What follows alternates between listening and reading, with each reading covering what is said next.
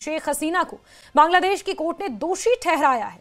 Court ने शेख हसीना को मानवता के खिलाफ अपराध का दोषी ठहराया है। महीनों तक चले मुकदमे के बाद उन्हें पिछले साल छात्रों के आंदोलन के खिलाफ घातक कार्रवाई का आदेश देने का दोषी पाया गया था।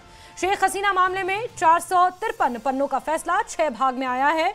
कोर्ट के मुताबिक शेख हसीना ने मानवता के खिलाफ अपराध किया। फैसले को सुनने के लिए बड़ी संख्या में वकील और दूसरे लोग कोर्ट में मौजूद थे।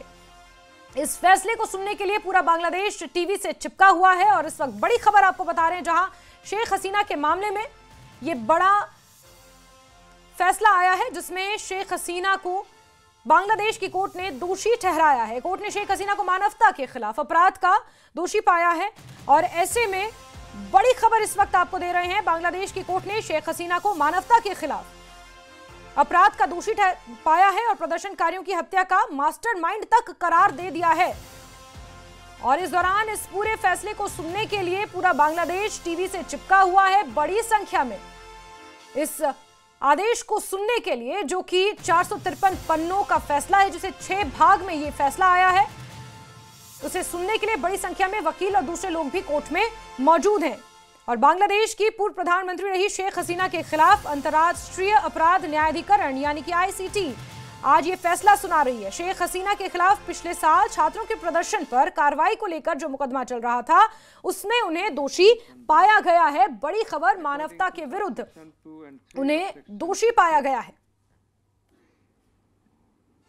He has been examined as a witness and detained in custody until today.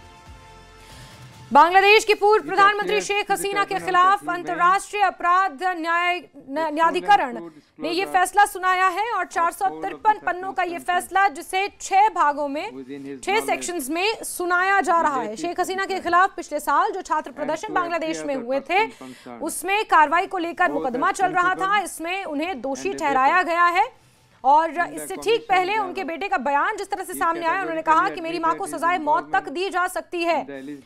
और बांग्लादेश के कोर्ट के फैसला आने से पहले ही शेख हसीना के बेटे ने ये बयान दिया था कि उनकी मां को, शेख हसीना को, सजाए मौत तक दी जा सकती है। और इसी के मुताबिक आपको बता दें कि बांग्लादेश कोर्ट ने शेख हसीना को मानवता के खिलाफ अपराध में दोषी ठहराया है। लेकिन सजा क्या होगी इसका ऐलान होना अभी बाकी है, लेकिन दोषी उन्हें पाया गया है।